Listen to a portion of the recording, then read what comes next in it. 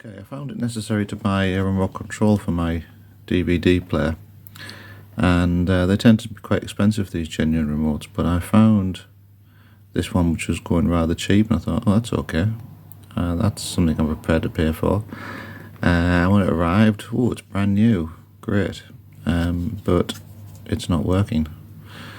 I've discovered that as a doornail.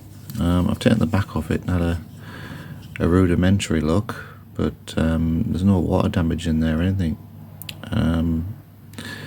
In fact, it's so new, I'm wondering if it was one of these remotes that was, or these devices that was perhaps dead on arrival.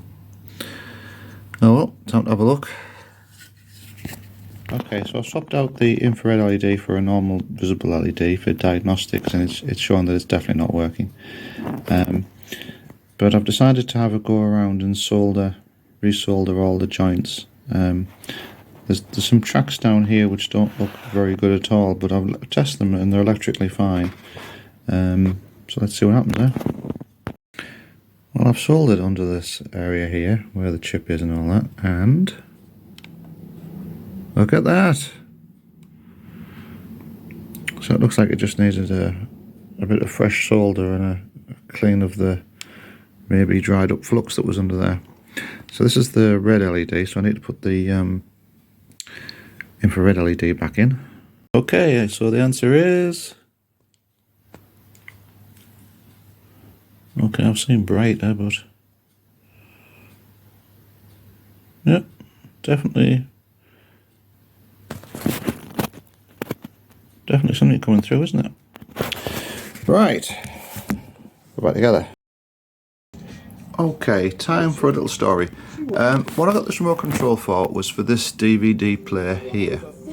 Now, this is the very first DVD player I ever bought, and I'm going to guess that I got it in 1999, and hence why it's got the Y2K sticker on it.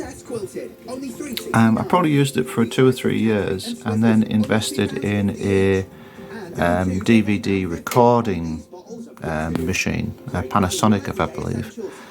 And I give this to my parents, and my parents probably used it for 2 or 3 years, I think, and then it got put into storage.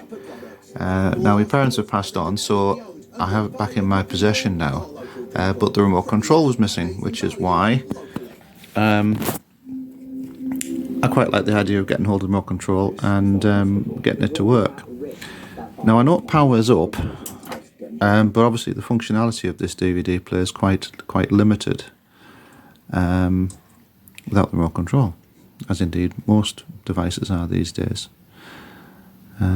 Right, okay, so... No. Oh, it does work. Oh, thank goodness for that. Right, we've got a winner. Right, now, this was the very first DVD player I bought, and I was quite an early-ish adopter of DVDs, and I'd always been interested. In fact, I bought this in anticipation that one day I might actually get a Philips CDI player that I could watch disc-based videos on, but never did. This was a very early attempt at digital disc-based video systems. I believe the quality was no better than VHS, but the advantage was that you could watch it forever, it wouldn't wear out, it wouldn't deteriorate, and you could also skip backwards and forwards. As far as I'm aware, it actually played at standard CD speeds, and it used standard CD discs, so therefore the most you could get onto a disc was 72 minutes ish, I think, which meant you needed more than one disc for a film. I got to get very close to getting a player. I found a second-hand Amiga, CD32 Amiga, which was supposed to have the cartridge with it, but when I looked at it, the video cartridge, something put me off. I don't think the cartridge was there, or there was something wrong about it, and I didn't end up getting it. So I then did the same trick again, in that I bought a DVD in anticipation of buying a DVD player, and I must have bought this about 6 months prior, and I think I paid about 25 quid for it, which was about the price of DVDs at the time. But then I had to wait, you know, the amount of time I could get until DVD players were come down to a sensible price, and this was the more sensible price one I could get. I think it was about £210 ish, and it's a very basic machine. I mean, there's not much to it. Lots of blanked off buttons and things. So let's have a look, and let's put the very first DVD into my very first DVD machine.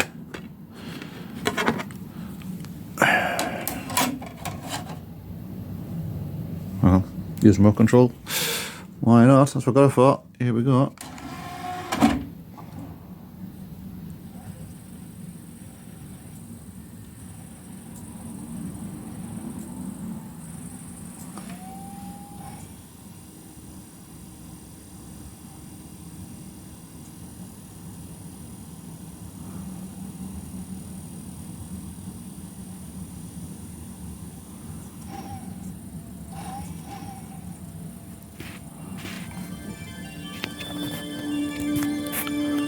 There we go, touchstone video.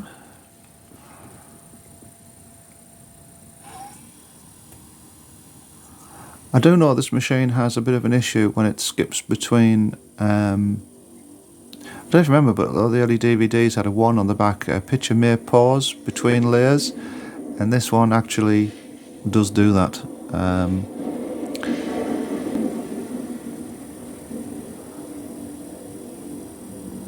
Just go straight in the video, doesn't it? It doesn't give you any trailers, no thingy screen. I think the aspect ratio on that's wrong. Let's skip forward a bit. I'll just skip forward that one there. No, that's slow forward. How do you skip? Is it that one? Oh, there it is, there. Skip. Yeah, the aspect ratio of that is definitely wrong. So, how do I change that? And then press menu? Yes. Oh, it's all coming back. Right, TV aspect. Yes, it was wrong. Right, let's put the disc back in.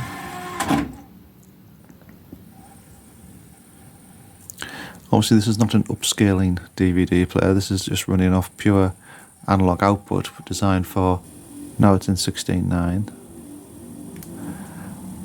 One thing I did notice about these early videos as well, I don't know whether, yes, this is actually, this is something you don't see in Blu-rays and DVDs now, but hang on, let's see if I can find a good example of it.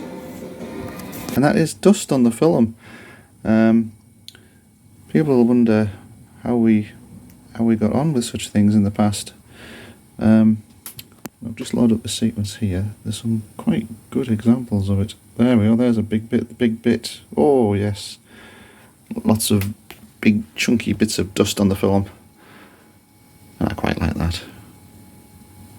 Bring it on. And who couldn't love this full vacuum display? Modern DVD players and Blu-ray players, you don't even get an on button, on light.